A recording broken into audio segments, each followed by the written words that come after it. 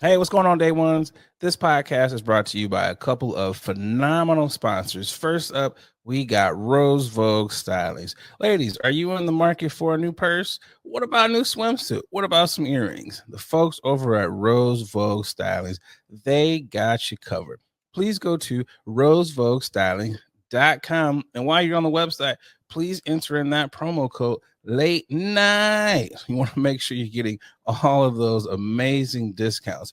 Also, if you are in the market for a lovely timepiece such as the one that I am wearing, please go to blackwatches.com. That is BLAK watches.com and enter in that promo code late night W Nate to get another fantastic discount off of quality timepieces. Again, thank you to the folks over at Rose Vogue Stylings and those at Black Watches. Now to the show.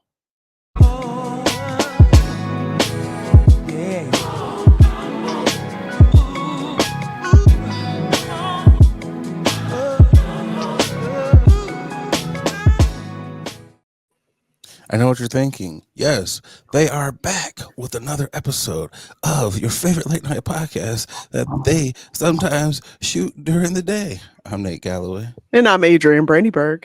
And this is Late Night with Nate and Adrian. Air horns and the late bombs.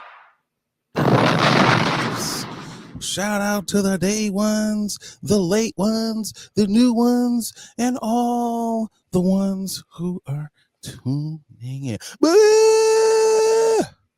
We are back after a hiatus, episode 186. Boogie, boogie, boogie, boogie, boogie. Oh God. I'm great. I'm amazing. We in here, we doing this, we back. We had to take a little hiatus, need to take a breather. Things are what is happening. And I was yeah. about to say things are thinking. Things are thinking. Okay, sure. We could go with that. Sure. I'll go with that. Why not? Why Starting not? off with a bad one. Why not? No, you slow.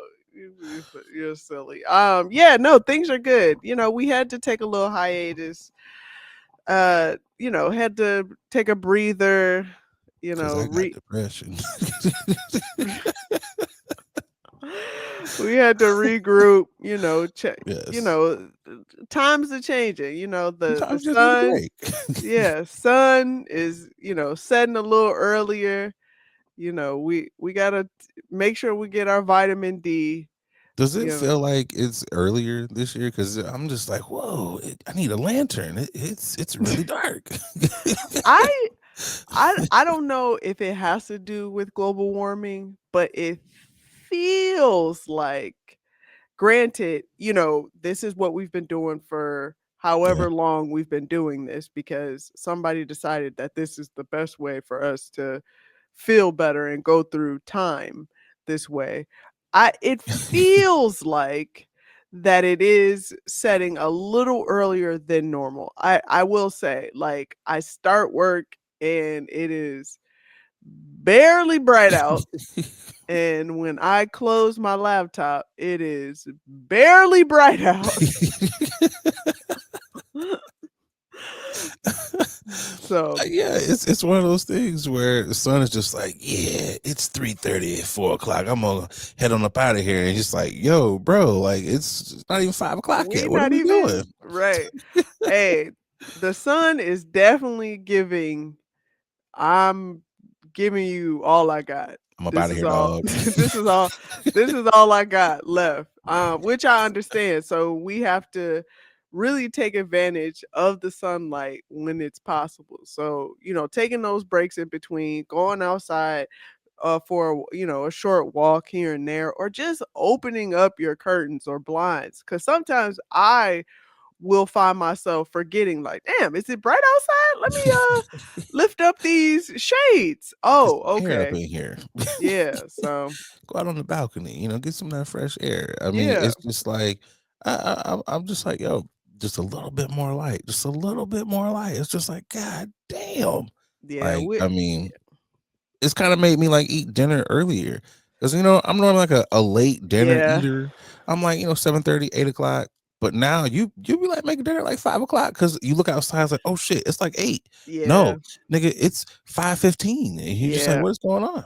I will say I've leaned towards eating around 6:37 now, just Same. because it takes a couple hours for your body to digest all your food. And I realized, like, last night I did the dummy because my stomach was growling. And you tell yourself, yeah, I'm gonna eat at this time. But I was watching TV and I was really into whatever I was watching. And I look up and I was like, oh, it's 8:30, 9 o'clock. You haven't eaten yet. What are you Yeah. doing? And I definitely ate, and I was like, "Huh, I should walk around in place or stretch or do something." Did I? I was gonna say, Nah. did you do a toe touch anything? I did a couple, and then I was like, "This is good enough." Granted, it was like 5 minutes, but Okay, hey, better than nothing. I took my ass right to bed. I was like, "Up, I'll deal with the consequences later." See, you went to bed. See, if it would have been me, which it has been me, it was like, it's 11 o'clock, or it's 8 o'clock. We're gonna eat again. You Uh, know, that's just, you got to have like a snack, then a late night snack, and then a late night snack. I, You oh, know, but nah. sometimes the snack could be a fish fillet. You never know over here. But you never know what it could turn into. It could be like I'm making ramen. You never know. But anyways, how have you been since? I've been good. Just Great. taking in this break. Really, just taking the space that you need, taking that rest that you need, and relaxing. You Do know, anything fun? uh, I will say lately, because I have a lot of friends that were birthed in November. Scorpio season, my gosh, has run me ragged. I will tell you that. I feel like every weekend or every day, because there were things during the week, there was a birthday that needed to be celebrated, and if I didn't show up, You got a phone call or a text? there was a conversation had. There was going to be a conversation had. But I definitely showed up where it needed to be because I like to show up for my peoples because they show up for me. So Give it up. You gotta give it up for that. You gotta give it up for that. You know what's crazy though, Boogie? We're only at the halfway point. We're I only at the know, halfway point of the I, month, I know. and Friendsgiving. You got a lot of friends, so your Yeah, Friendsgiving I don't is know where that came. I don't know how that happened. I'm not you're gonna so lie to you. popular. No, I'm not. I am not that popular. I really am not. But for some reason, people like me. And I don't get it. But yes, Friendsgiving, we've had a conversation. There is an Excel sheet happening being Oh, passed this is how you around. know it's about to be lit because niggas is actually having to log in on fucking the Yeah. drive, the Excel sheet to put down what they bring. And I don't know if you guys know this, but I do not partake in the culinary realm. And The turning so on of the stove. stove clean as hell. I'm not gonna lie to you. But yeah, I thought it was funny, but I was also honest. I put in what I was bringing. I was bringing artisanal Dinell rolls, and my friend who's hosting was like, "I'm gonna need you to bring something else as well, because everyone needs to hold their own weight." And I was like, and I said, What "Okay, if you brought like 5 packs of rolls? What are you talking about? no, my friends can cook, but I just don't understand. Like, when did the passing of guards of making food or dishes go to the children? I'm still a child, and my Um, aunts, my aunts, are still making the food to this day. I don't see, except for like maybe one or two first cousins that have said that they, will do, are honored to do a dish for the, entire, gathering. But outside of that, my aunts are responsible for providing the food. So me cooking a dish was never part of the It's conversation. never been part of your program. At Yeah, it's least not never been yet. part of the plan whatsoever. So to expect me to do a dish, that's not happening. So what I'm going to do is I'm going to go to my nearest grocery store and I'm going to pick Okay. up a pound cake or a bundt cake or a cake of some sort, because I did this last year as well. I brought in some desserts. Here goes Adrian with her pre-store made dessert. Uh, yeah, you say all that, but I did not have to throw away not a Not a not damn a thing. crumb, not a them shits was gone, okay? Hey man, them little store made cookies, they slap. You know, So hey, I'm not mad at you. yeah, people are taking this Friendsgiving very serious because it's a group of us, and you know they do throw down, and I'm happy that I'm able to consume said dishes And provide the rolls. and provide the Denal rolls. Because they're artisanal. They're not They just are artisanal. it's They not just are the I sweet call Hawaiian rolls. They're oh artisanal. I was going to say they're artisanal sweet Hawaiian rolls. Fuck out of here! What you talking about? It's like, hey, don't step on my game. You know, look, Right? I'm upper echelon over here. Like y'all could have got them dry ass regular rolls, but you're Yeah, getting artisanal yeah, sweet Hawaiian rolls. yeah. You know, So, I'm not mad at that. yeah, You know what? I think I figured it out though. Do a lot of your homies, are they not able to go home, or is Philly home? Because I feel Philly's like home for if them. okay, so if Philly's home for you, and maybe you don't like your family, you might be forced to cook. So that's why Oh, the Friendsgiving is like, I don't fuck with them niggas. Y'all are the only Thanksgiving I'm having. So that's why they maybe are like they really got thrown out. I don't know. That that's could real. just be my conspiracy beanie tingling, but that is Yeah. pressure though. That Hey is man, I'm not going home for Thanksgiving this year, and I plan on either doing the following: either ordering Chinese, I was gonna say Chinese. I knew that was gonna be or one of them. I'm going to do the earliest dinner reservations ever at a Okay. restaurant, What's and the Capitol Grill? I Okay. might do steak 48. I'm not gonna lie to you. Okay. Just to really give myself, that cuisine. You gotta do Uh it. It's Thanksgiving. You got to do it. yeah, but outside of that, that's not but I shared with a friend that I'm not coming home, and I'm probably gonna stay in the house, and the friend was like, don't be home alone. Go to a shelter, or Why the hell would I want go to do help that? go help out in, first off,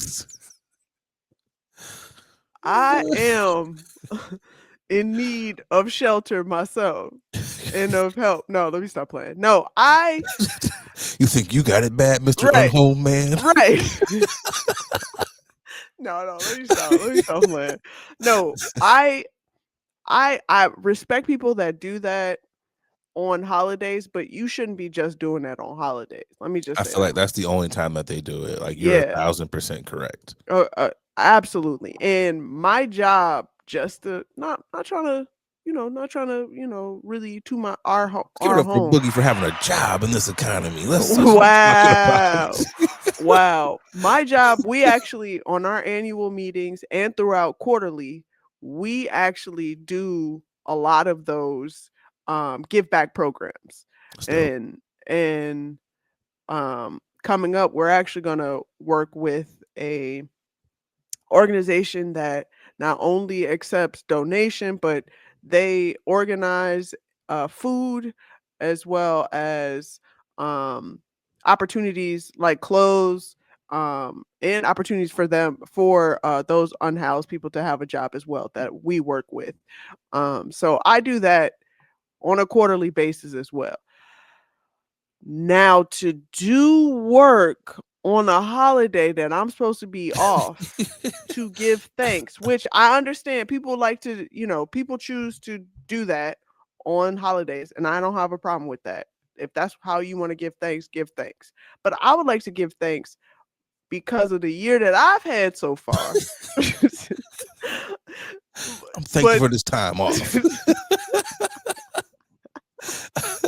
thankful. I just want to be on my couch with my plush socks on and just wiggling my toes, watching And what is niggas wrong get with that? CTE. And what's wrong with that? No, for real. And what's wrong with that? Why am I being like for real? Why am I being chastised for not wanting to go to a shelter? First of all, okay, so if anyone's chastising you for that, are those people who are they at said shelter or are they going to said shelter? Because if you're This just person, talking shit on the couch as well, you can shut the fuck up. I will say, this person is known to really dive into give back programs in the Yeah. community that they live. But are So they doing the philanthropy on Thanksgiving on Day? said day, And probably. I didn't go back and retort and ask, because at that okay. point I was like, nigga, who is you? I love a good who is you. Like, who are we talking to? Who is you? Nigga, are you cool? Is you Turn the cool? temperature down. Right. You know what I'm saying? So but that's besides the point. We went off on a tangent. Go ham on them, Boogie. Go ham. We went off a tangent. Overall, our sabbatical, my hiatus has been illustrious. Boogie said, "Fuck them Happy. shelters. Hey man, chill out. I don't do holidays. My office hours." Chill out, my guy. Chill out, my guy. Chill out.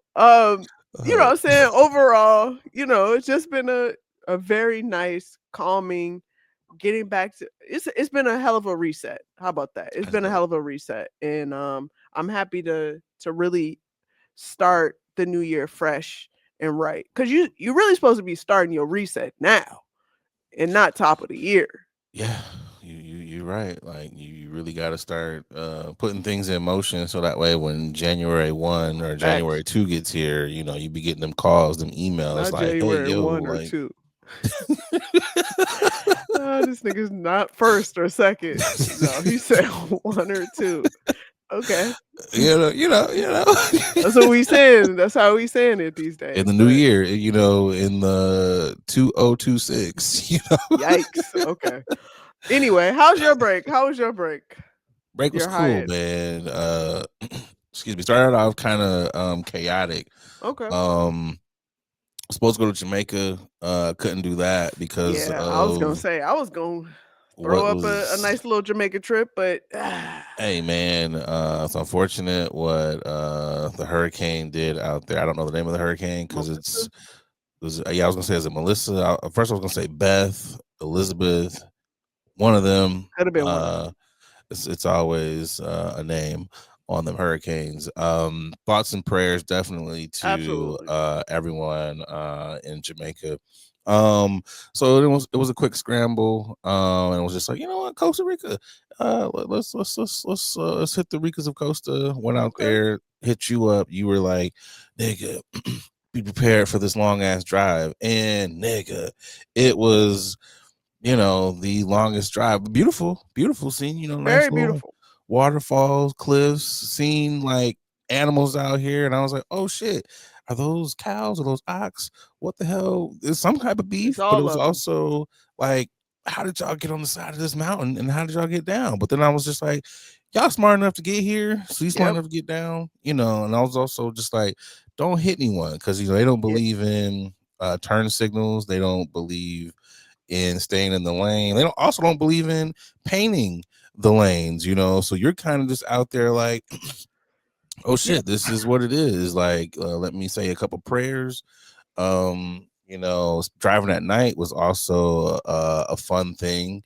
It was a fun thing where it was just like, yeah, going back to the resort, gonna just eat what's here because I can't see out here. That was totally cool. Walked on the black sandy volcanic beaches. Yes. Loved it. Got a nice little reset. Ate some of the best fruit ever in life.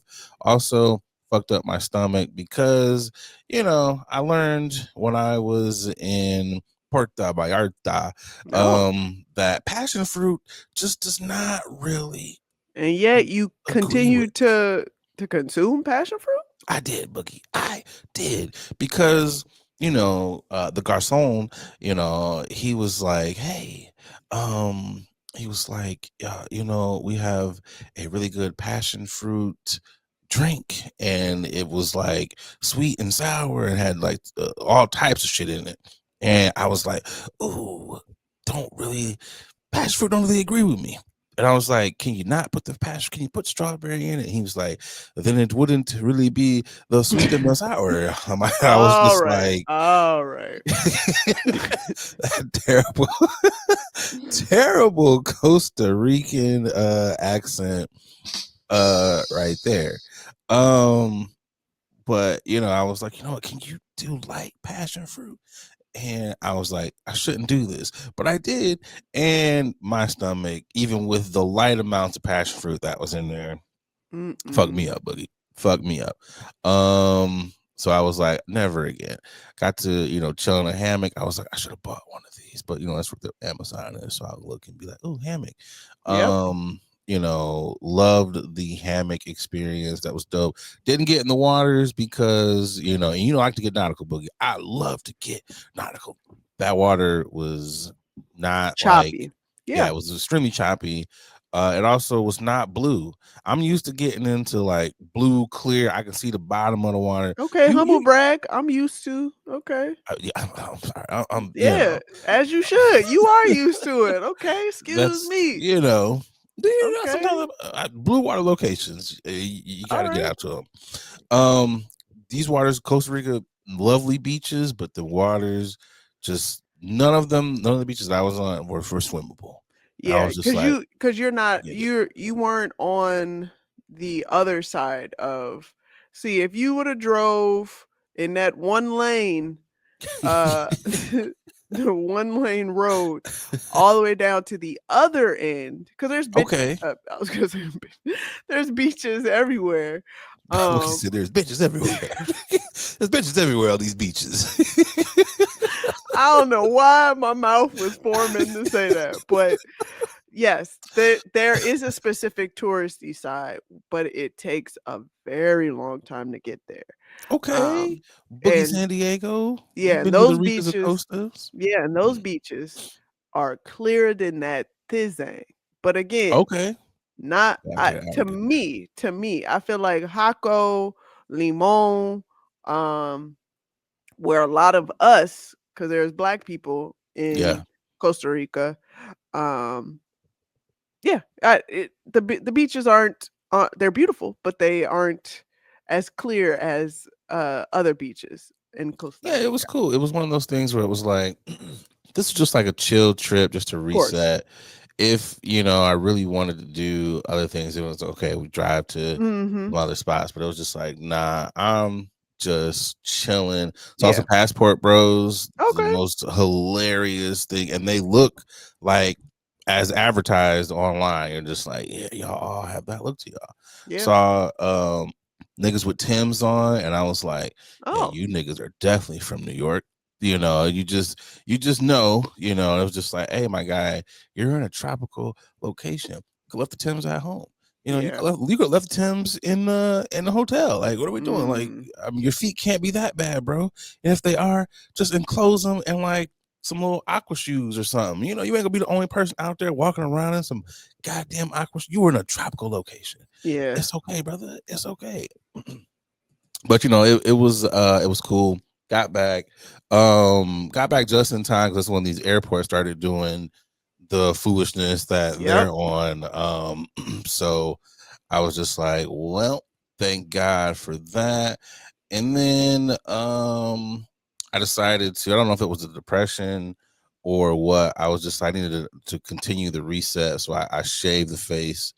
Every so often, I think it's like twice a year, I go and I do just a complete shave, just to wash my face, really wash, like I wash it on a regular, but just to get down to the pores, and I've been going on my nature walks, and it's just conveniently cold because it's like fall/winter time now. My face just been getting pow pow pow pow pow slapped, which is cool.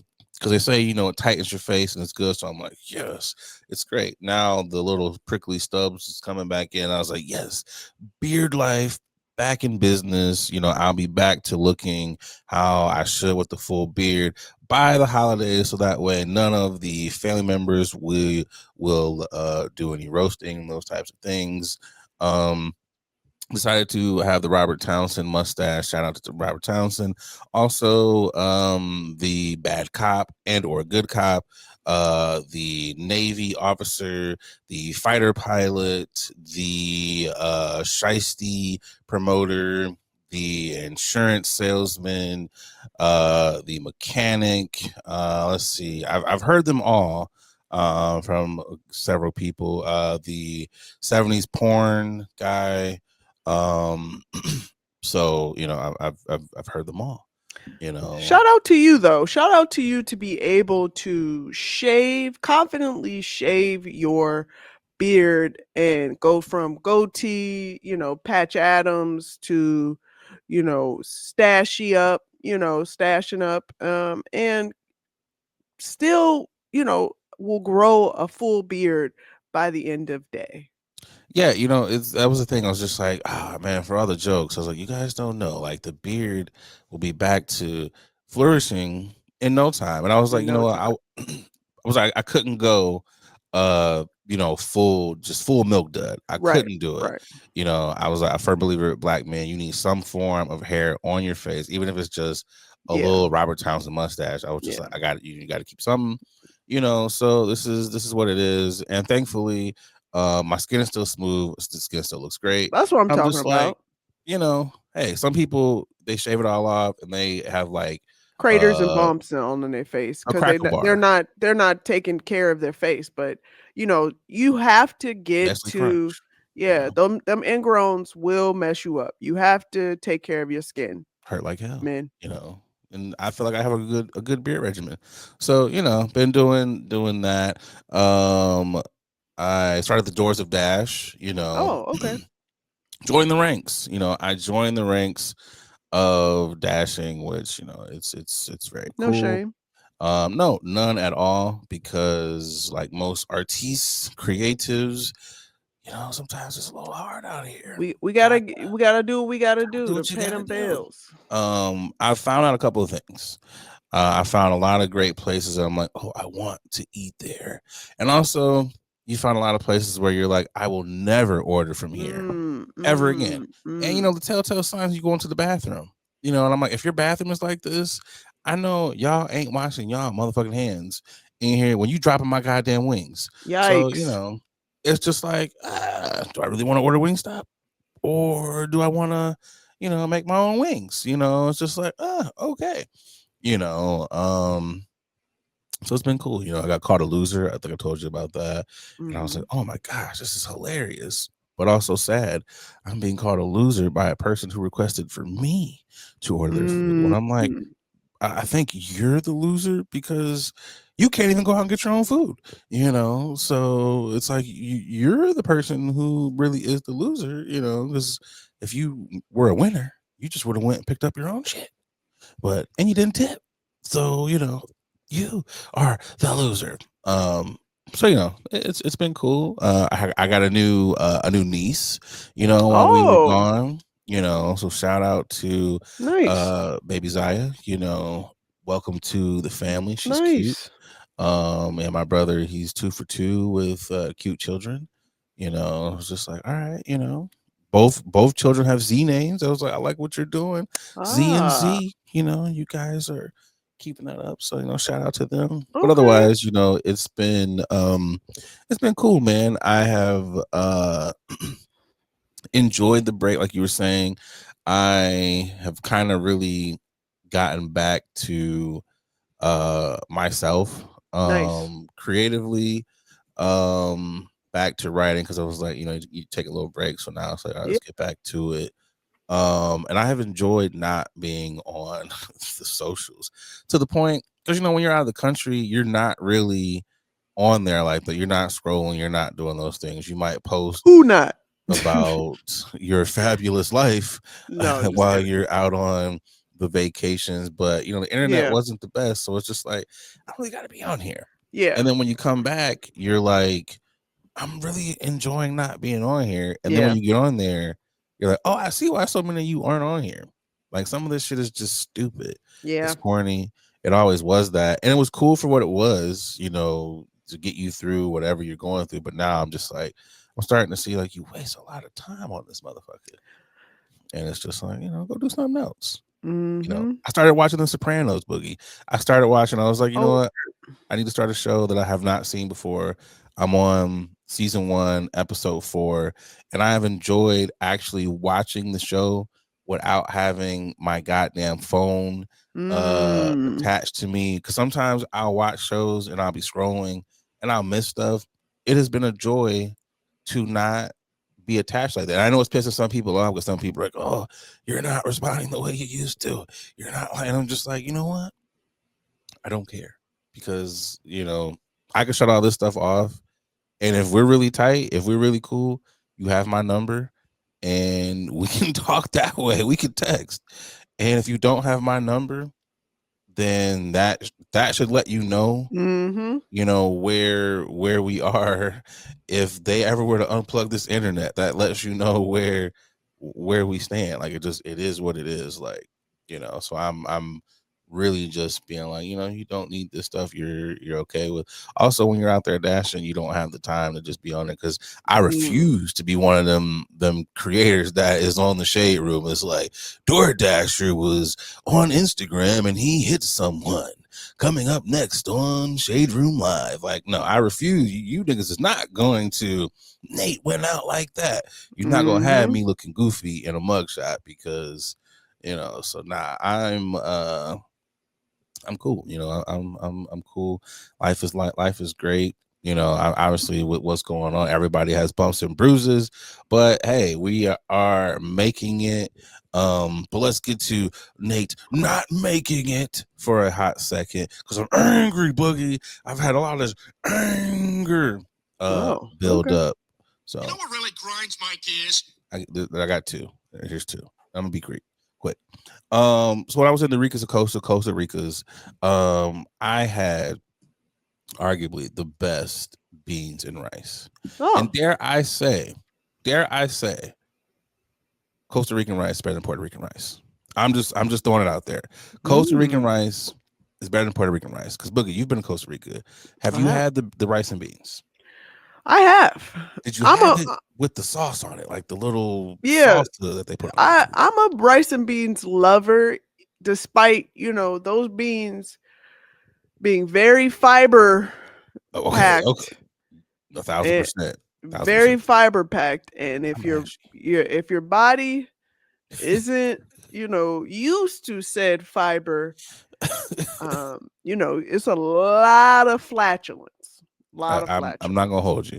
If you weren't regular, by the time you leave Costa Rica, you will be regular. Like, I mean, hey, best rice and beans ever. But as Boogie said, there's something in them beans, boy. But dare I say, though, when you put that sauce on there, because the lady at the cafe, she was like, have you ever had the rice and beans? And I was like, no. Have you had the sauce? I was like, no, I haven't. So she put it on the side, and she was like, oh, we mix it here. And I was like, okay, cool. So I was just like, oh, let me do a little taste, a little dab. I was like, oh, this is good. Yeah. Dumped the whole thing on there, mixed it up, and I was like, oh, this is good. I will say I had rice and beans probably every day. Every day I can find it. I had it at breakfast. I had it at breakfast at twice. Lunch. I was like, yes, give me the rice and beans. What pissed me off is, you know, when you're coming back, TSA and everything, you can 3 ounces. 3 ounces is all you got. Yeah. And I refuse to check my bags. I was on a Delta flight. Two bags. I got my 2 bags. I refuse to check a bag because the smallest bottle of the salsa was 150 milliliters. I refuse. And I was doing the Google, I was looking it up, and I was like, this is over 3 ounces. And I was like, why don't y'all make smaller bottles for people to travel with so they don't got to check their goddamn bags? Because you know what, Boogie? They had other salsas that was under 150 milliliters. Why not make the national salsa that y'all Okay. put on the goddamn rice and beans? Because the lady in the cafe was like, everyone puts this. This is what we do here. This is what, do you make it yourself? No. This is the one that we all get. Every Costa Rican, this is what they get. Okay. So I'm like, okay, this is what we get. This is what I want. So of course, I can't get it. So I gotta go on Amazon to buy it.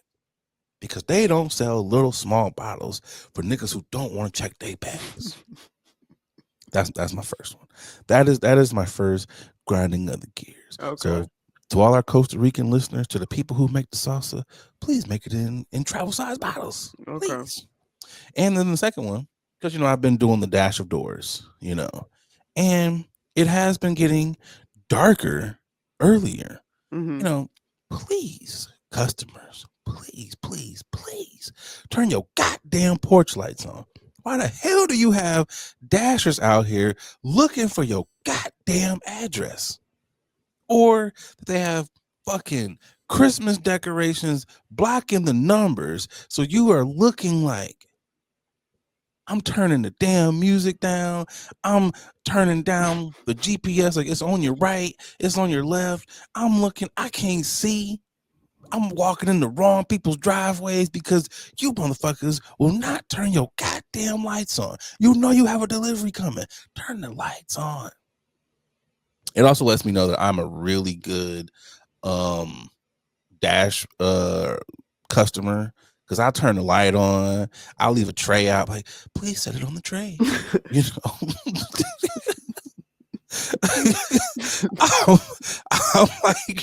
I'm like, let me put salt down. Let me use shovel. Elite customer. This is an elite DoorDash customer right here. I'm like, what are we doing here? Like, I'm trying to make it easy for the people, Boogie. Like, if they can't find it, I'll be like, I'm blinking the light. Just come around. like I'm doing everything. Oh my god! I'm leaving an extra tip because I'm like, I know you're having to go to McDonald's at 1 o'clock in the morning because I want a fish fillet. So here's a nice tip. Yikes. I'm like, I'm like giving Tiffany a nice tip when it's really a dude bringing it up. I get it. Tiffany's in the car, safety. I understand, but I'm just like, leave the lights on, put some salt down, like, help a brother out. You help out the dashers who are out here who are bringing you your food. Like, just that's all I'm saying. That's all I'm saying. Also, stop being nasty. And when I say stop being nasty, if you order like a pizza, don't be like, just leave it on the ground. Like, because I know you're going to put that pizza box on your countertop. You're going to put that pizza box in your refrigerator.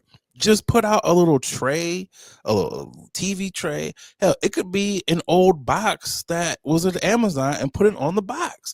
Put it on something to where it's not on the ground where you wipe your feet or where squirrels shit or where just bugs be out here. Like, come on. I'm over here, like, leave it on the ground. I'm like, I'll put it in this chair. They're probably like, oh, this was a black guy because he's very clean. He put my pizza on the couch, So just like, come on, y'all. Just do better about shit you put in your body. Just be better with that. Anyways, Boogie, it's time to get to one of our favorite segments of tipping the MFN hat. I'm tipping my hat. Boogie, who are you tipping to this week? My tip in my hat is going to a concerned citizen after hearing about recent string of robberies. You don't say. And a 12-year-old is the culprit and ends up stabbing someone. Yeah, I just want to show said video. Quite the hooligan. In the district tonight, a 12-year-old girl arrested accused of committing multiple robberies. Fox 5 Shamari Stone has the details from Northeast. Tonight, people are stunned that the robbery suspect is just 12 years old. One of those robberies happening right here near the Noma Gallaudet U New York Avenue Metro Station. Riders tell me as they get off trains that they can't believe that the suspect is 12 years old. Let's roll some video to show you more about these robberies. Police say the 12-year-old and a group of juveniles were out here on the 200 block of M Street Northeast, Group of trying to steal juveniles. someone's bike, but snatching their groceries instead and running Wow. away around 7:45 last Wednesday night. Around just 20 minutes later, someone is riding a scooter on the Metropolitan Branch Trail near the 1300 block of 2nd Street Northeast. Detectives say the 12-year-old girl and a group of juveniles grabbed the rider's book bag, stealing the scooter and a cell phone. And then this past Sunday, that's when police tracked down one of the suspects, that 12-year-old girl, charging her with all the robberies. With People all who of live them? in the neighborhood are shocked All that the the suspect robberies. is so young. God, where her mother at? Where this little girl mother at? Where they role models at? Where's the adults? That's the question we all trying to figure out. It's just I mean, And I want to take back on the stabbing, because I did hear that she was attempting to stab someone. So I'll remove that charges. I don't want to charge her any extra charges at all. But this concerned citizen has now gone viral. This man, mainly because these are the main questions that we as a society are asking. Where is this child's mother? Where are this child parents at? Where are the adult supervision? What are we doing here? So shout out to you, concerned citizen man.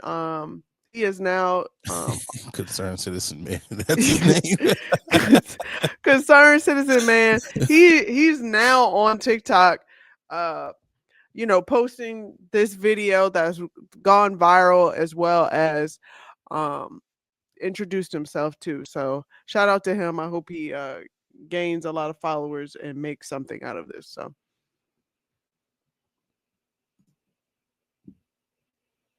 I mean, yeah, I got nothing.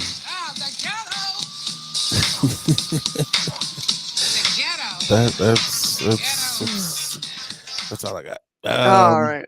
Yeah. Who do you got for your tips? Oh, I know brother is about to be hosting clubs. As he should. No, as he should. He did his thug thizzle. I'm not mad. I wonder, is that going to be what the catchphrase is when he comes out in the club? Like, where are the parents at? Where are the adult? Where is the supervision? Drop the motherfucking beat. Like, I'm just really interested. But yes, kudos to him, because again, he's asking all the questions that need to be answered. I mean, I think it's going viral because first off, he's like, yeah, where are the parents? Like, is staring at the camera as if we are the parents. But he's checking them parents. Like, where's your kids at? Do you know where your kids are? This is why. Remember back in the day when they had them commercials where it's like, it's 7:45. Do you know where your children are at? Yep. Like, they need to bring those back. Like, put it on all the streamings, put it on YouTube, and also, like I said this before and people got upset. If you start charging these parents, then they will be like, yo, my freedom is just as much on the line as yours. So I'm gonna make sure you doing your homework. I'm gonna make sure your ass is in here when whatever street lights come on. Yeah, you're gonna be where you're supposed to be at, and you're not gonna be running the goddamn streets sticking people up at 12 years old. Like, hey, they they charged some parents because a child shot a teacher. Yeah, school shooting. Yeah. So hey, let's keep doing let's keep doing it, making examples. What are the examples at? So because you guys are not parenting.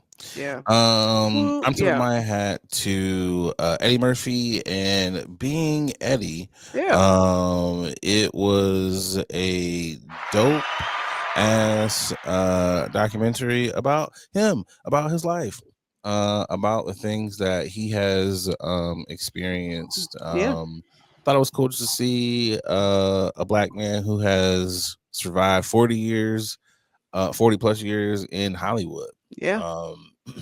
You don't have that often in the entertainment industry, so it was just a really good documentary. It was just done very well. I enjoyed it.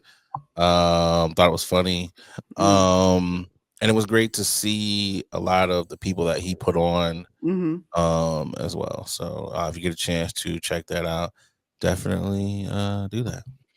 I thought it was too short, tell you the truth. I thought it was going to be longer. For it to be an hour and 43 minutes, I thought it was going to be a multiple part, series, documentary. I enjoyed it as well. I also, if I'm being frank, I also thought it was a very softball documentary. But I also have to take into consideration that Eddie was probably the producer and probably greenlit all of these scenes before it actually came to film. So you listening to a lot of the I would say salacious negative things that might have happened in your life probably wouldn't make it to the film. But I think it was as authentic as it could be for what it is. So I agree with that 1,000%. I think that's what adds to the shortness of it. Had there been some of those scandals, had there been some of more talk about the string of movies that maybe flopped, sure. Then you really get into the talk of why he didn't get an Oscar and those types of things, because it was kind of some bits and pieces where you're like, it was thrown there. It was thrown out there, but it didn't dive into it the way that, a lot of documentaries get raw. And, I thought it was a very, very nice cookie cutter. Yeah. So I mean, if you're looking for a nice cookie cutter doc to throw on before you get to something hard hitting, throw on Being Eddie. Let's keep this thing rolling. Boogie, you know what time it is? It's time for news you can't or cannot use. Quick update. The MFN government is back open. So, shouts out to everybody who's gonna be getting paid and getting benefits and everything that you were praying for sure. And a quick update. The DC man who threw the sandwich at the federal agent has been found not guilty. I repeat, not guilty. So shout out to him and everyone else who was a lover of sandwiches. Could have went bad. Could have went bad. Just keep it at the words for the federal agents, because if you put hands on them, you throw anything at them, they are looking to prosecute you to the fullest extent of the law. So Buddy got off lucky as hell. Now Very he has lucky. a great story to forever tell. His friends, family members, grandchildren gather around you. So let me tell you about the time I threw a Subway sandwich at the Federales. That makes for a great story to tell the youth one day. So again, shout out to him. First topic on news you can or cannot use. Boogie, did you happen to see what comedian Dion Cole, shout out to Chicago, happened to say about Kai Cenat on Drink Champs? I did see the clip and I have some thoughts. You got some thoughts? I have some thoughts as well. Let's either wait. Do we have a clip, or are we just gonna get into the thoughts? We do. Let's play the beautiful Bing footage, and then we'll get into Boogie's thoughts. I thought we had a clip. I was just like, let's. This network hired this really big. I don't want to say motherfuckers' names. Hired this really big streamer. We know right? who you the talking biggest about. streamer out there, right? Oh shit! So they hired this person to come to the award shows and do vaccine shit, right? Yes, I saw it. And this motherfucker was like, "Yo," like people was Damn, like, nigga. he was going up to people weren't like, saying "I don't names. know who that is." Yeah, Wale. Like, You know who the hell I Wale don't know who is. that is. And his excuse was, "Don't blame me because I'm young." Right. And that was so disrespectful to me because Wale took it personal. You seen that? I met him. Wale want the African dance. Look, I was backstage and I met dude one time backstage, and he walked backstage and I was like, "Hey, what's up, man?" He was like, "Name dropping," and he walked off and he was with I like that dude, the blonde hair, the Drewski. He was with Drewski. Yeah, Drewski looked at me and was like this. What's up, OG? How you doing, man? I appreciate you, man. Yeah, I love everything you do. Then he went to him and was like, man, you know, OG, you funny as hell, you know? And he was like this. And just walked off and shit. And I was like, that's cool. Yeah. That's cool. I'm cool with that. I'm good with that. If you don't know who I am, it's all good, right?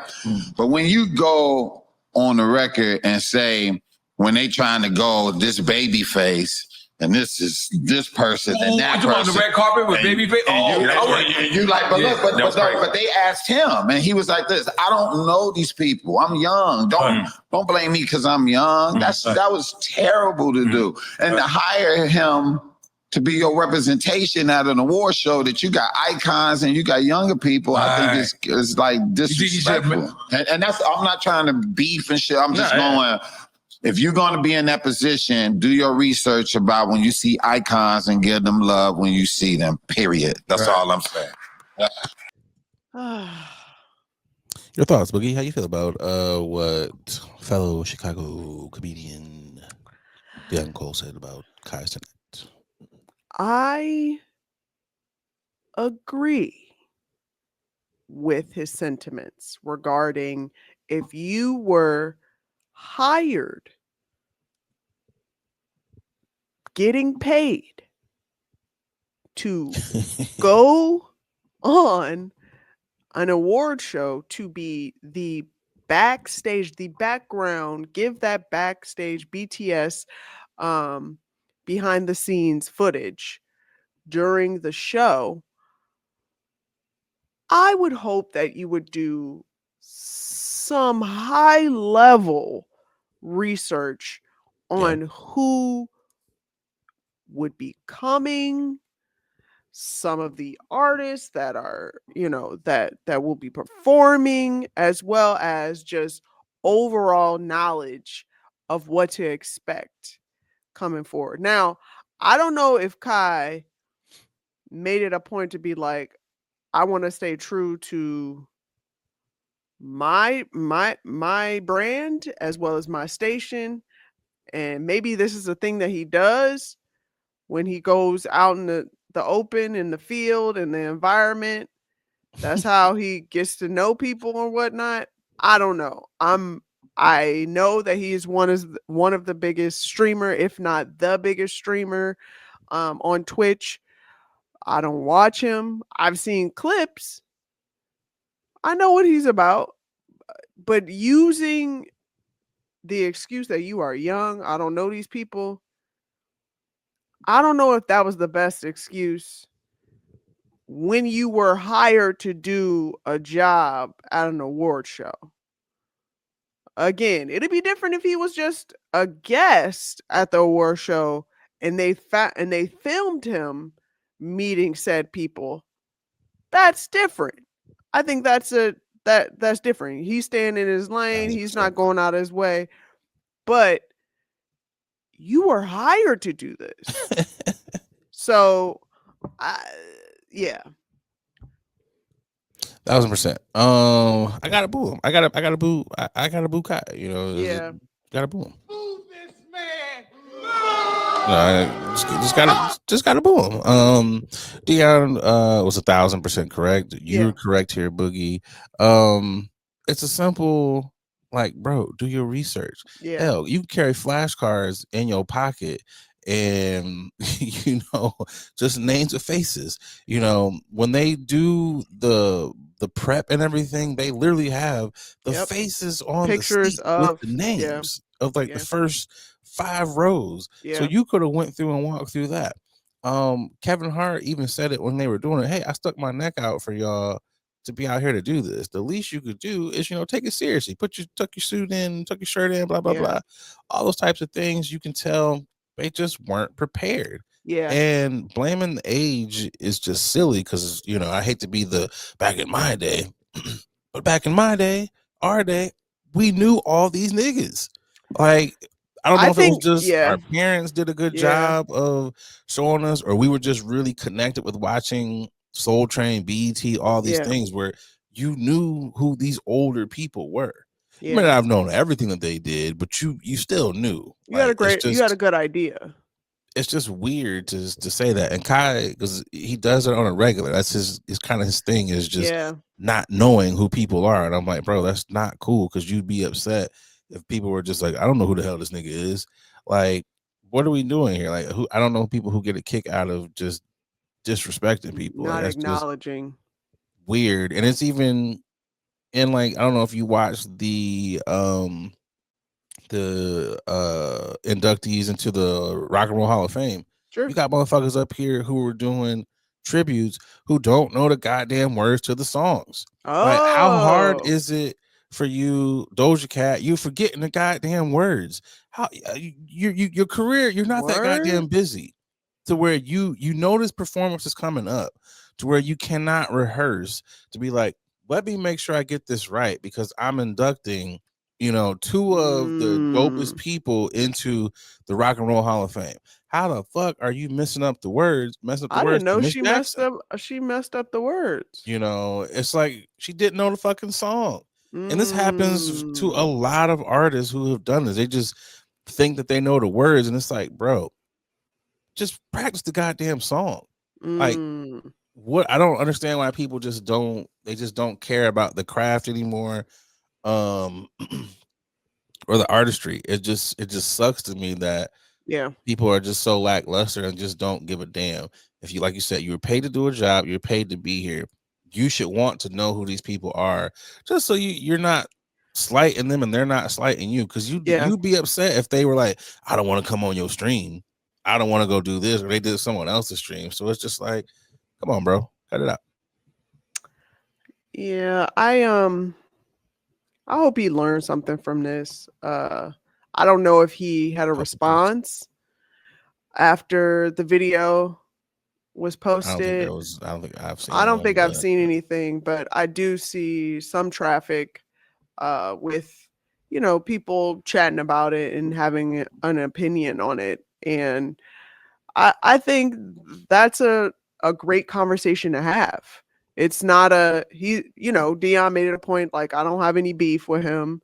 I could care less if you don't know who I am. You know, you don't pay my bills, you know. But Babyface? Yeah, I mean, back to when they was on that red carpet and them girls didn't know who he was. It's why are you should not be in those positions if you don't know everyone who you should be well-rounded when you're on that red carpet. Agreed. I should know Babyface. I should know Sting.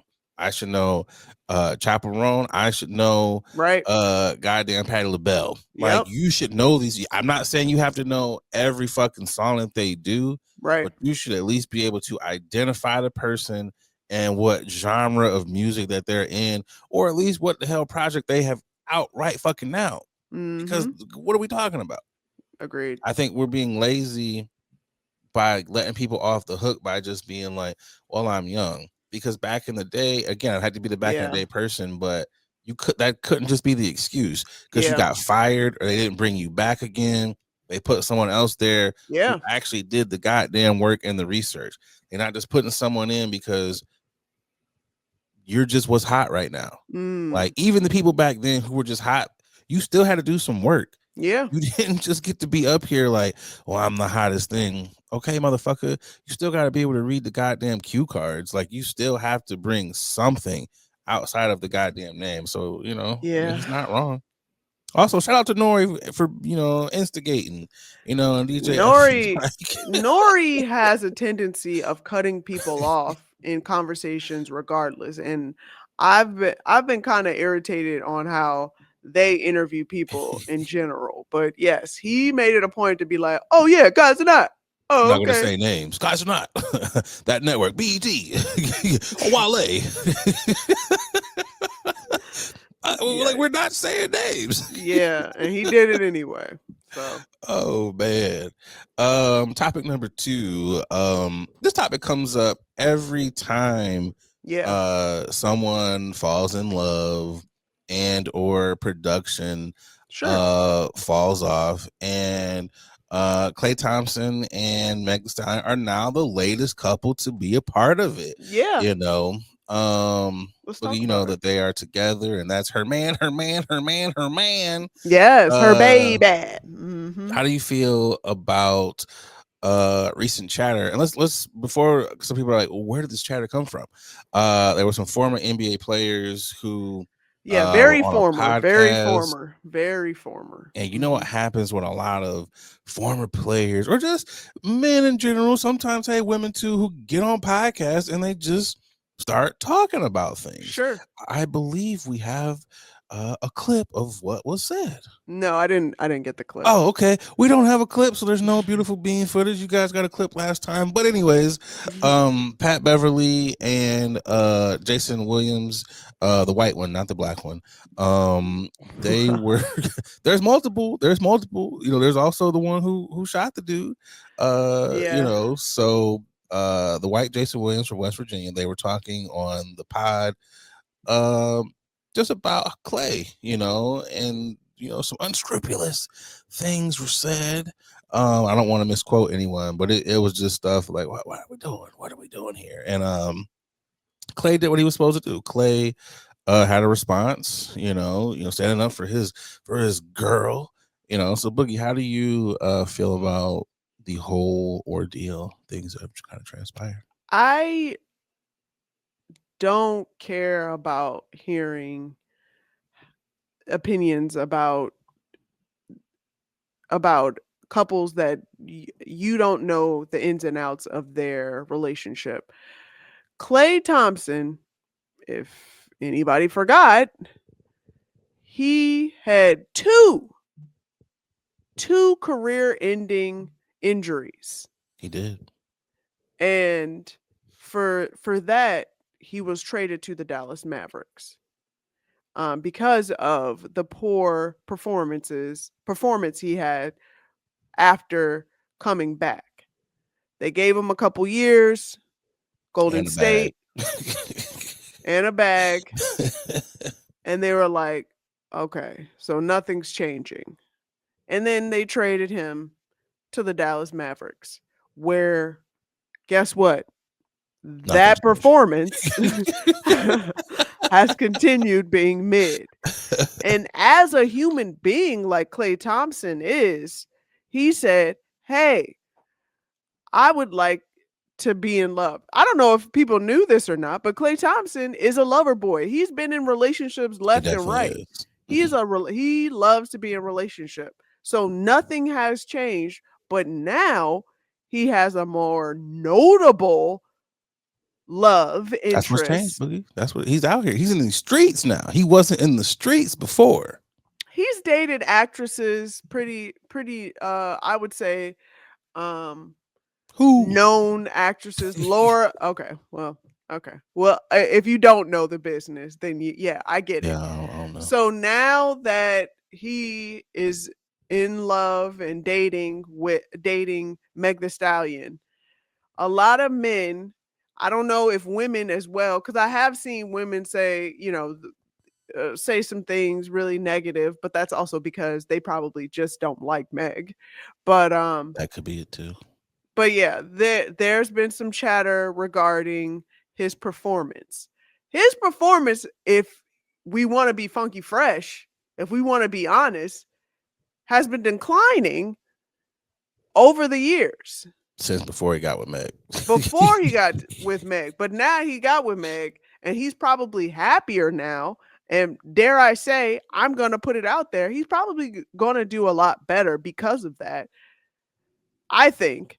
But also, in the grand scheme of things, Klay is an older player. Like, stop. Like, can we? Yeah, he's a vet. Like, let's be real. Can we chill? Like, granted, a lot of miles on those. Yeah. Can we be honest right now? Yes, he's not old in life, but he's old in basketball years. Yeah, 1,000%. 1,000%. I agree with you. I know people, you're supposed to not always agree with Boogie. Boogie was cooking. it's one of those things where, like you said, that he was starting to suck well before he got with her. So like, this is not. And you're being very harsh. He wasn't sucky. It was just he went like 0 for whatever he went in that playoff game. He was sucking, Boogie. Okay. I also have this thing. I don't know if this is the LeBron Steph issue. When you come out of the bat amazing and you have a mid or bad, quote unquote, bad season, then that affects you more. You don't have the time to the confidence to have mistakes. Yeah, I mean, he's still a splash brother. You just splash in a different pond. That's what happens when can't splash in the ocean no more. They like, hey, we got to get you up out of here. We got to, you gonna go splash somewhere else. And that's what's happening. I mean, he got several bags. You won championships. You still one of the best shooters ever. Of course. And you also get to go home to Meg Thee Stallion. So look here, brother. Like you are winning on all types of accords here. But you're not the first athlete, a man or woman, who has started sucking when they have gotten a relationship. Seems like every time Sha'Carri Richardson is in a relationship, something happens. See, so I mean, let's call it what it is. Russell Wilson, nigga throws like 85 interceptions a game. Like, and he still manages to finesse niggas out of millions of dollars. And it's just like, hey, bro, you've won a Super Bowl. You got a beautiful family. We could tell you love your wife. She loves you. But we could also tell your heart ain't necessarily in it, dog. Yeah. You'd rather be on them red carpets and them things. That is great. Go continue to make babies and be the family man while you can still walk, because you playing like ass and you're going to get your block knocked off and the CTE is going to come in even more. I feel the same way about Clay. Yeah. You won, bro. Retire. Like, and I get no one wants to be, I understand that. But at some point, again, this is not on, there's one or two things you could go on here. Because you know it's the season, bro. You do be popping out a lot, dog. You have to focus during work hours. You know different than any other nigga that has to go to work. Do I want to stay out all night with the baddies? Do I want to stay all night with my wife in the club or whatever? But I got to get up at 8 o'clock in the morning to punch in the shift. It's the same shit, bro. You got to be in the gym working on your free throws instead of walking the red carpet with Meg. Like, the booty's going to be at the crib, bro. You don't have to go out all the goddamn time. But he hasn't, y'all need to chill. He hasn't been out all the time. I mean, that's what it appears. Because nigga, when you get moved from the starting lineup to coming off the bench, things are something's happening, bro. Yeah. So again, you're not, because obviously the blame's not on her, because you have free will to say no. Yeah. But as you said, you're a lover boy. I get it. It's Meg Thee Stallion. I understand. Yeah. Clay ain't never had no stallion. He just ain't. And he ate the spaghetti. If you know, you know. Oh, God. So he locked in with the fish on the plate. He is locked in. Clay has not had a woman of this caliber. That's because he has a white mama. That's why. That's what it is. Clay is like, I'm riding this thing out. She buying him watches. They are in love, and that is beautiful, brother. So you just got to figure out, hey, I can't be in love during the season. I can be in but I can't be in love. Oh. I will say it is quite hilarious to me and peculiar that Russell Wilson, and I have to bring, because I've seen similarities. I'm just saying, someone that finds love, that is happy and personally thriving, is declining professionally in their job. So I don't know what the correlation is. Dare I say, and I don't want to say this, but you have to be a whore. You gotta be Stephon Diggs. You gotta have multiple babies out here at the same goddamn time. That's what you gotta do. If you want to win, you got to be a whore. That's what Bookie is saying. You can't be winning out here when you in holy matrimony and you out here just all loved up. I don't know what the correlation is, but it needs to be studied. I will say that it needs to be studied. I'm just saying, just niggas, you have beautiful women, just don't go out as much. Like, nigga, you have a game on fucking Sunday. Why the fuck are you going out on Friday? Like, nigga, why not? You need to be in the playbook. You forget when people haven't had anything in their life, and then to be thrown in a world where everything is at the palm of their hands and no one's going to tell you no. I don't know where common sense or restraint come into play, because they're just going to keep going. I mean, this is true. It's also Meg Thee Stallion. No one's telling her no. It's just like, we've all seen her in bathing suits. He's seen her naked. So it's just like, you're not telling her no. It's just like, you want to go out again? I don't care if the game's at noon. Yes, I'm going out. Like, what are we doing? Like, I can sleep on the way to the stadium. Like, I'm just saying, I will. You don't need me. I'm on the bench. You know, I will say this.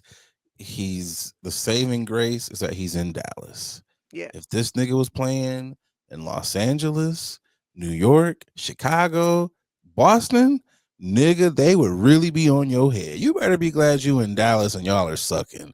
Because if it wasn't for that, nigga, they would probably be outside Meg's crib with pitchforks. Leave Clay alone.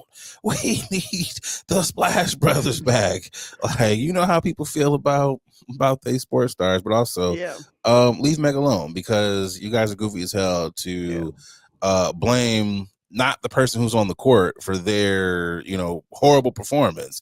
You're blaming the person that they're with, as if she's like, you ain't got to shoot these free throws.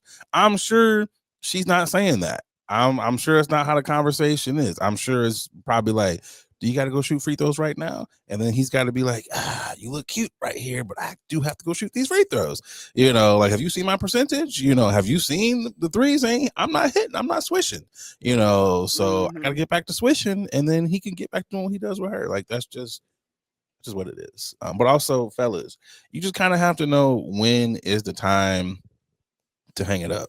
Like, it's a lot of them. As soon as they get that bag and then they just start getting hella chicks or whatever, they start fucking up. So it's just like, maybe be like Derek Jeter, be like him. He didn't really settle down until after he was done playing. Like, he dip and dab, had a couple, that popped out with him occasionally, but be like him, but don't blame Meg Thee Stallion. Don't blame her. Speaking of foolishness, Target has issued or entered into what they are calling a new policy for their employees. They're now requiring them to smile more at the customers. If they're within 10 feet, they have to smile at you. If they're within 4 feet of you, they have to not only smile, but they have to ask you, hey, Adrian, are you finding everything okay today? Is there anything else that I can help you with? This has not only made a lot of people upset. People are already boycotting Target, but it's made introverts want to join the boycott as well. Because some people just want to go in the goddamn store, get what they need to get, and get the hell out. I don't need you talking to me. I don't want to talk to you unless I really need something. But how are you feeling about Target's new policy, especially as we're rolling into the holidays? I don't frequent or patronize with Target. Okay, down with the blacks. I don't remember the last time I even looked at a red Target in general. Requiring those employees to smile, I'm okay with that. I'm not gonna lie to you. I'm not gonna lie to you. Because they recognize me, nigga. Smile. At this point, I feel like customer service is out the door nowadays. So to ask your employees, hey, could you acknowledge and smile at these people that are essentially paying your paychecks? Can you be nice? Can you be nice and check and see if they had any questions or issues? granted, there is a difference because when you go into places like Sephora, when they smile and and they ask if you need any help, they're also following you. Yeah. I want to make sure you're not stealing, but also you might have a question about this blush. Right. So there's a difference. I customer service in general, when it comes to us Black people, can be misconstrued and thrown in several different ways. But I don't have a problem with requiring employees to smile. You can't tell me to smile when I'm out in these streets and stuff like that. But as for a job, when they're asking you, this is the demeanor, this is the attitude we would like to see, I don't have a problem with that. Kurt Franklin and Tarjay should do a deal, with that. I smile. Oh, God. I smile. What are your thoughts? I think the smile should go as far as like the door, like the Walmart greeters, like, hey, how you doing? Welcome to Walmart. Blah blah blah. Mm-hmm. I think that's as far as it should go. Hey, welcome to Walmart. Like, hey, how you doing? Like, here's your paper. Blah blah blah. I think that's acknowledging when you go into the store. I don't think you just need to go out of your way to say, hey, how you doing? That's weird, that welcome to Target. Like, I don't need that. Also, I don't know when the last time you haven't been in Target in a while. There's no shortage of Target associates when you need help. Target, there's never a shortage, even before the boycott. Like, every time you looked, there's this employee here. It's not like Lowe's or goddamn Walmart when it's like you need someone. They're actively trying to hide from you. It's not like that. Also, Target has the little phone. You pick up the phone and they be like, oh, someone will be with you in 40 seconds. Them motherfuckers are there in 35. Like, they are knees to chest. Like, what can I help you with? Even when you're walking through the aisles, like, they got the little clicker thing. Hey, I see you got a cart full of things. You probably know where everything's at, but can I help you find anything else? They're pretty friendly. I think this is just making people go to lengths that just why they're already not getting paid enough, and now you're gonna have assholes who are going to test it out, who are going to be like, hey, I'm within 4 feet, you didn't greet me and ask me how I was doing or if I needed anything. I think now people are really going to test that because again, I don't know anyone who has gone and they're just overly friendly. I may or may not have stepped into a Target, recently. I want things to feel like when I'm walking into Trader Joe's, when I'm walking into, I don't remember the last time I went to Chick-fil-A, but a Chick-fil-A. They are very friendly there. Yeah, I get the sentiments about not every aisle, but like when there's a customer walking past you, you find everything okay? Yeah, you should be doing that. I don't disagree with that. But to be like, okay, I'm over here folding, and then I see a cart walk. Oh fuck, they're 10 feet.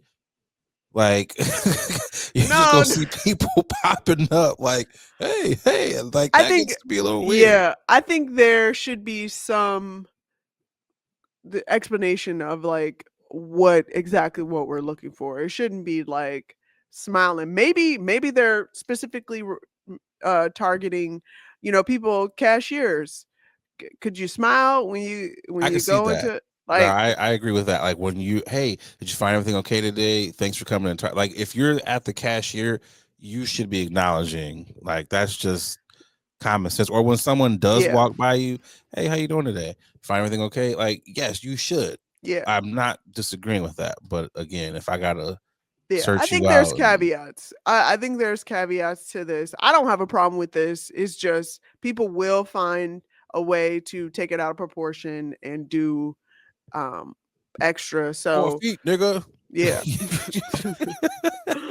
So yeah, it's gonna be a lot of bad reviews. I was within 3 feet, and Jerome did not. Why I gotta be acknowledge Jerome? Me. Wow.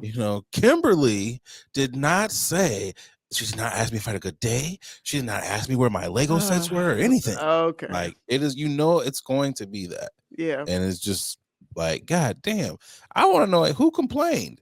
Like, who complained? Because everybody, really, like, I just feel like they sometimes I'd be like, hey, bro, I'll come to you when I need something. Like, back up. Like, you are too anxious to try to haven't help. gotten. Maybe it's the area that you're going to the Target, because the Targets that I've been to, I wish I would see an employee. I'm looking at the employee, because now there's self-checkouts.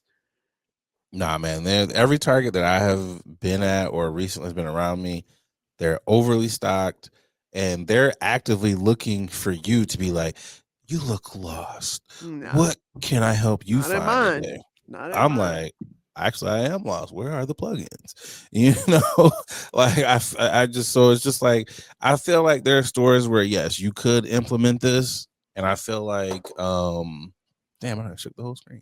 I feel like Walmart, I feel desk is a little tight. I feel like Walmart is one of those. Home Depot. There's some stores that really need that. Yeah. I don't feel like Target is one, outside of, targeting like their practices with other things. But I'm just like, hey man,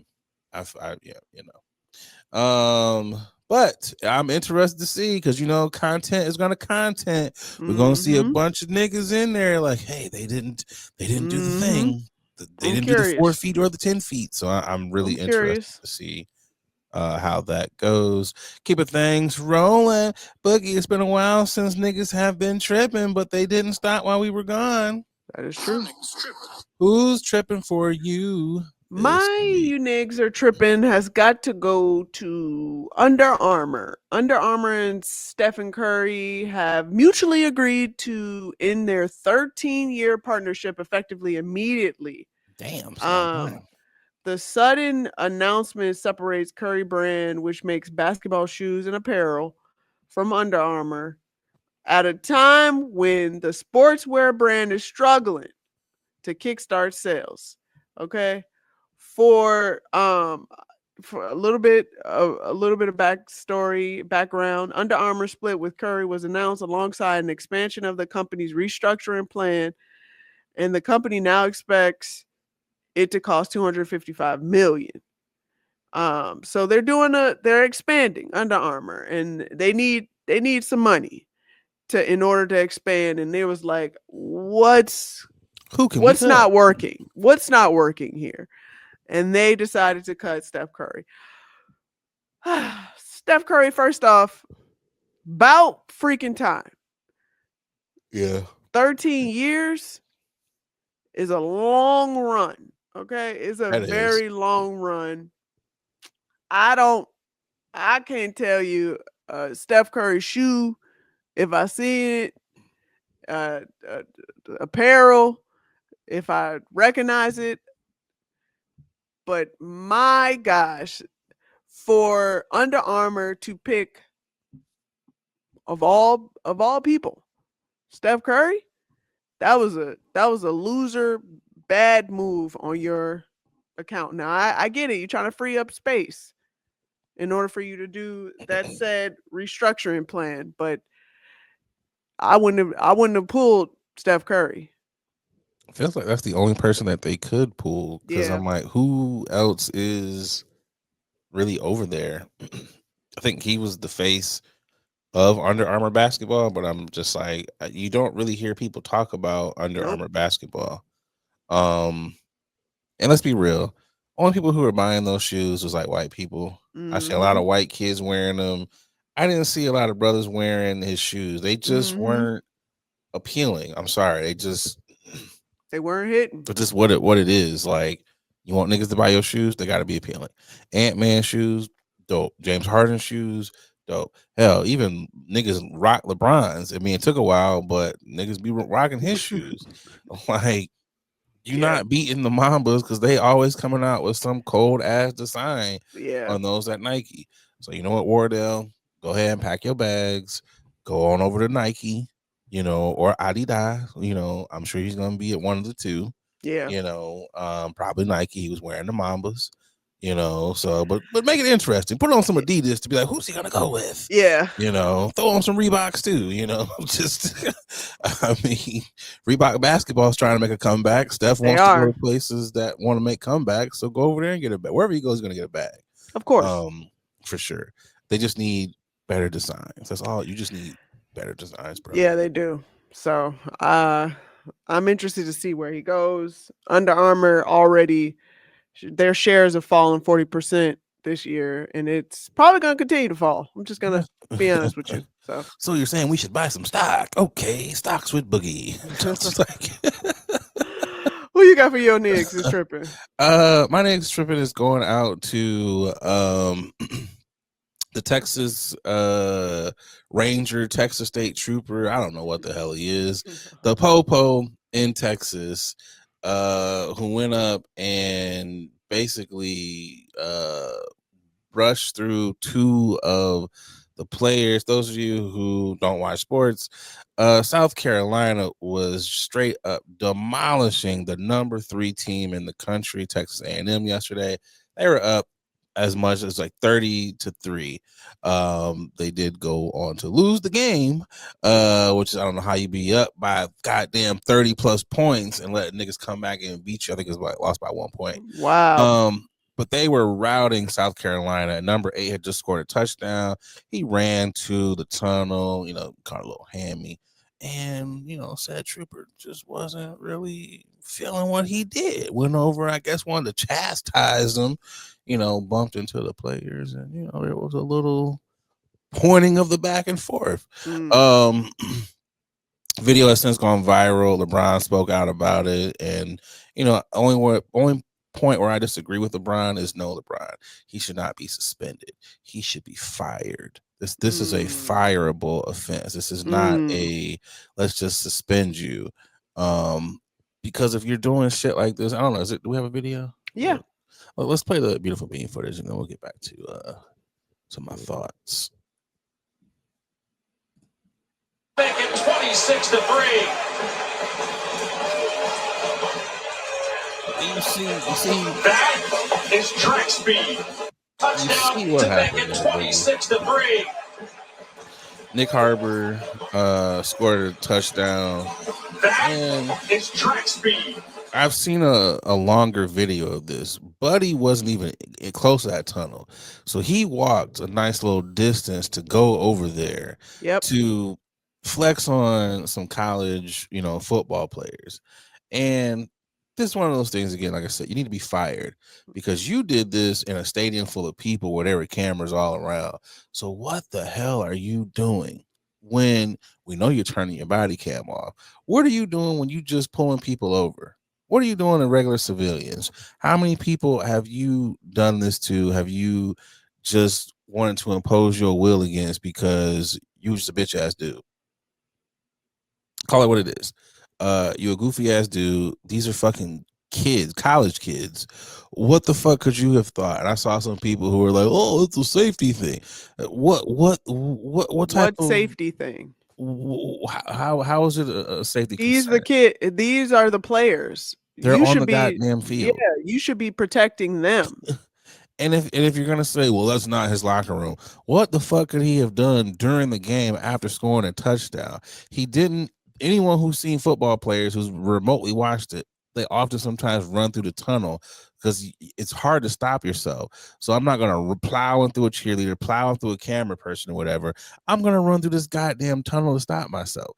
What the fuck would he do back there? Oh my gosh, he must have had a gun in his pads. Oh my God, he must have been going back there to do some looting. He's got fucking pads on. He's on the goddamn field. He just busted your ass on a goddamn 60-yard fucking touchdown.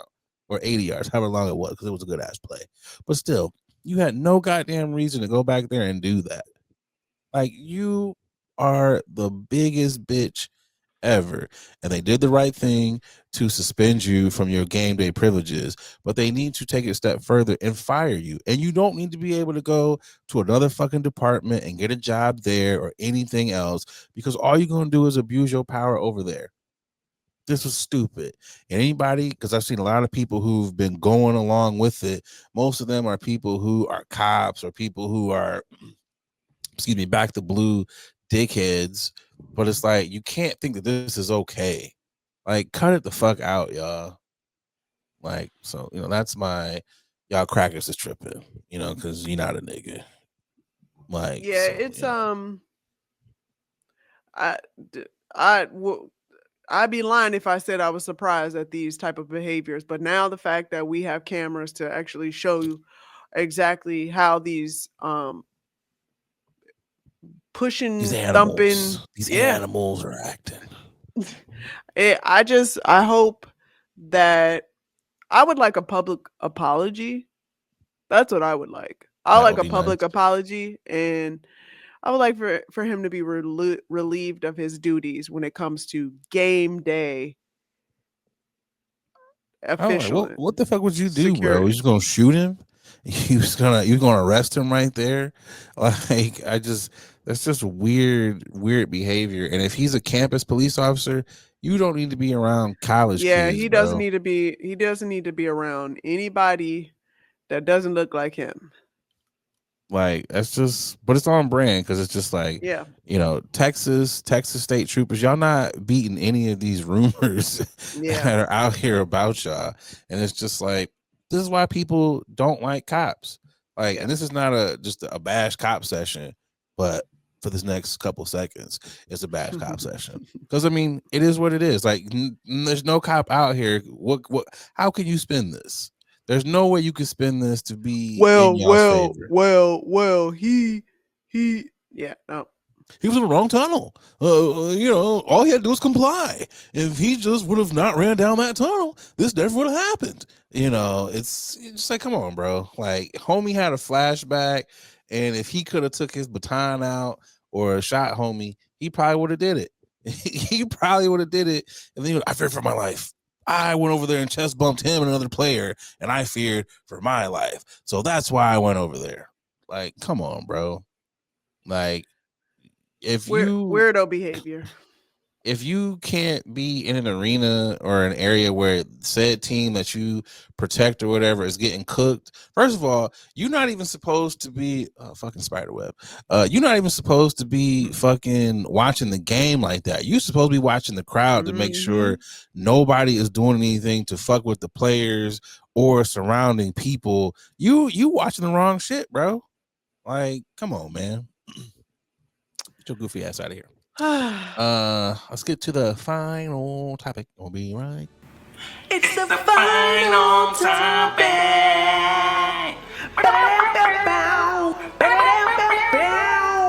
It's the final topic.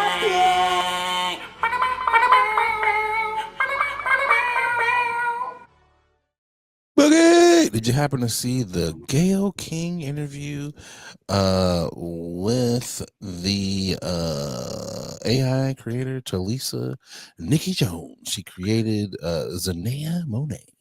I did not. Let me tell you, Boogie, you missed a great one. I don't know if we have footage. Do we have footage? Nope. All right. So since we have no footage, I'm gonna tell you about it. It was an interesting interview. And one of those where you're like, yeah, AI is definitely dangerous and old girl's full of shit. Yeah. Gayle King even hit her with but you can't sing. And this is, again, not to bash her, but she was stumbling over things and it was like, yeah, wrap this shit up. And it was like, well, Zanaya is an extension of me. So in essence, she is human. And it's just like, no, she's not human. She is not human at all. And I've listened to some of the tracks and it sounds like you've taken a bunch of memes and screen grabs from Justin LaBoy and threw it into ChatGPT and was like, make me a song about heartache. And it just comprised all that. And now you got 6 goddamn songs charting on billboards. It's insane to me. It was also crazy when she was asked, because she kept saying, well, I'm black, I'm of the culture, and then Gayle was like, well, what happens if there's a white person that goes out here and creates, you know, a black person, and they're starting to, and she stumbled over that. Well, they created it, so if they create it, you know, they deserve to get their praise, and you know, just that whole niggas is basically upset because I'm the first to do it, and it's technology. You're just gonna have to deal with it. That whole bullshit, and it was just infuriating to me because it's just like, bro, like we're already seeing our industry be decimated with this in TV and film, and now y'all doing this in the music industry where you got Timberland signing AI artists, now this person, and it's just like, bro, when does it stop?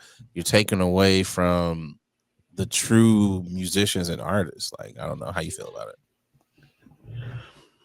I think bringing back shame is a lost art, and the fact that social media has really emboldened a lot of people to think that they could do anything and everything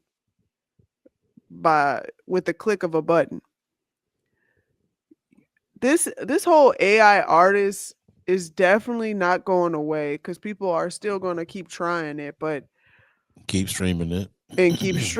But when it comes to our culture, I don't think it's going to go too much further. Partly because a lot of these artists are suing. That's number one.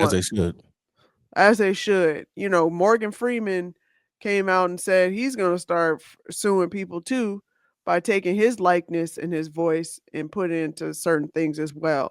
Yeah, that because this is the wild, wild west right now. There is no parameters and no regulations right now as far as copywriting infringement. And that's what happened with a lot of music back then, when a lot of people like Kanye, I always bring him up because he did a lot of sampling, but you know what I'm saying? In order for us to really regulate these things, a lot of people gonna be taking L's. So a lot of L's. It's just one of those things where it's just like, yo, like, well, what are we doing? Like, even Jermaine Dupri was like, yo, we seen how Milli Vanilli got treated. Yep. You know, for not using their own voices and faking it. But now we are allowing this to happen. So it is just, it's insane. And even looking at the picture, it's just like, bro, they don't even look like you. So it's just like, you have gone out here and I hate to say this, but like Gayle King says, you can't sing. You can't sing. And she's not an ugly girl at all, ugly woman at all. But let's be real.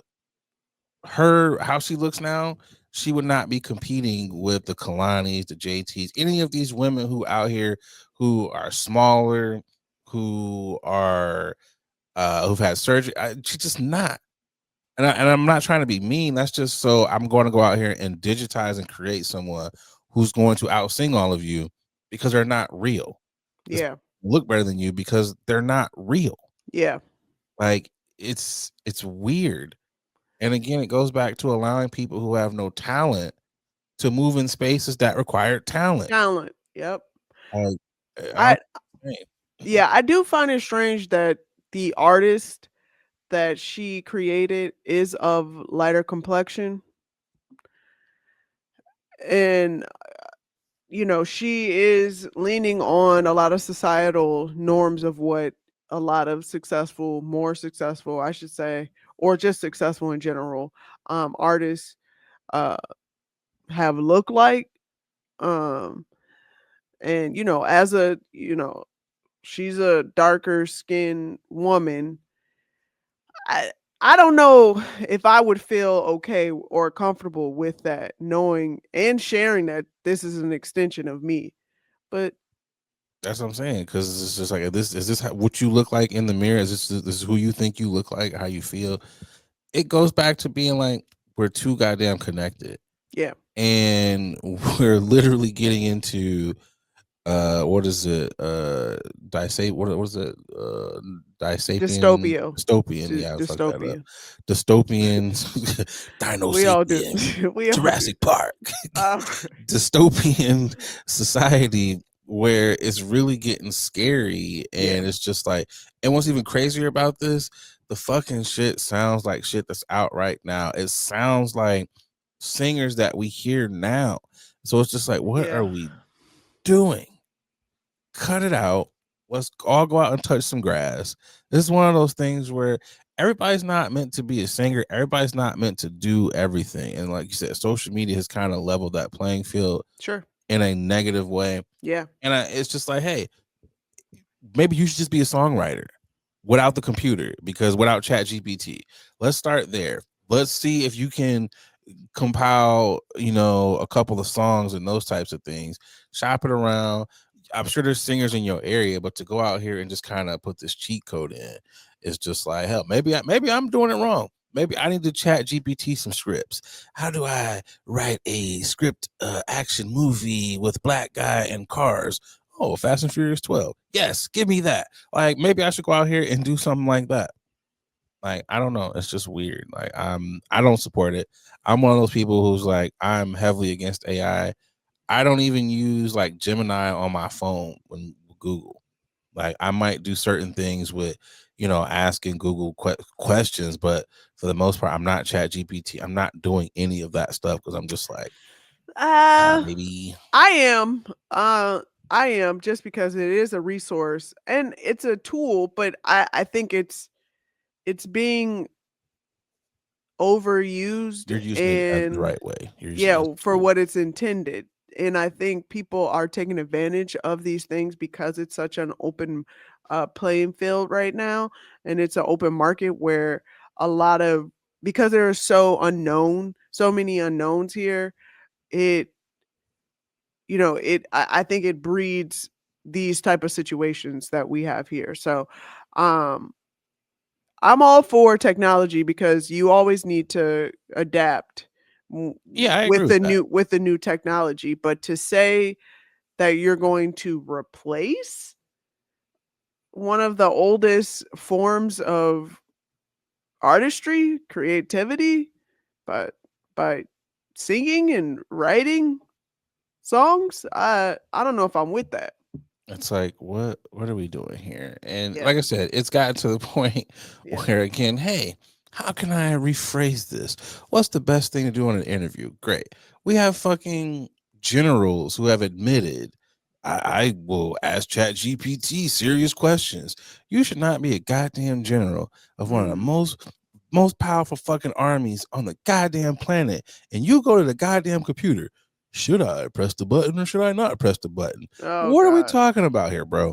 We've seen too many goddamn movies from multiple generations that are like, hey, you're telling the computers too much. They're learning at a faster rate than what you're processing them for. And one day they're going to whoop your ass. Yeah. Like, slow this shit down some. Like, goddamn, we can have some technologies. Yeah. Like, robot vacuum cleaner. Love it. We'll have that in my house. But I don't want a robot in my house that can fold my clothes. If you can fold my clothes, you might be able to fold me up one day. Hell no, nigga. Like, no. Conspiracy hat is tingling. Yeah. There's limits to the robots I want in my house. Like, what are we doing? I agree. Yeah, I agree. Like, no. So yeah, I'm against the AI singing. Will not be going to your concert, Zanaya Monet, whatever your name is. It doesn't matter because I will not be supporting you.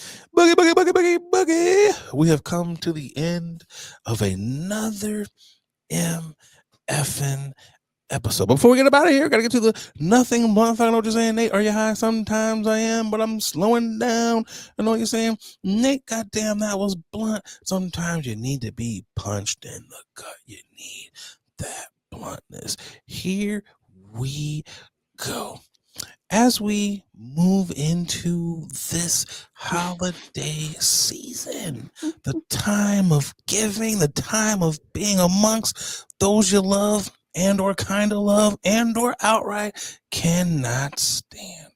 Look, times is tough. A lot of people ain't got it. Even folks that sometimes do have it, they ain't got it. So just be real with people. Mhm. Just keep it real with them. Be like, hey, all I got for you is legit thoughts and prayers. Or hey, all I got for you is this bottle.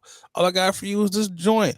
All I got for you is this pizza that we can share. That is cool. Don't be a jerk. It's hard out here right now. Don't be that. Well, I need this. Oh, I got you this. That's cool. You chose to get that. But everybody ain't in that situation right now to where they could give. That's cool. Just take it for what it is. Don't go out here cutting people off because you think that you thought you deserve something. That's not cool. Again, read the MF and room and just recognize what is going on. It's hard out here for a lot of people. Cut them some slack. Cut yourself some slack. Hey, save your money. Don't go home. You know, I ain't buying y'all shit. You know, you got shit throughout the year. That's what it is. But anyways, that is the nothing blunt fact for this episode 186. Boogie, what you got for the peoples?